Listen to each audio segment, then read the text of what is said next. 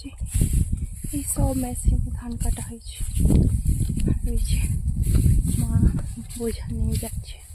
হয়ে গেল প্রচুর রোদ।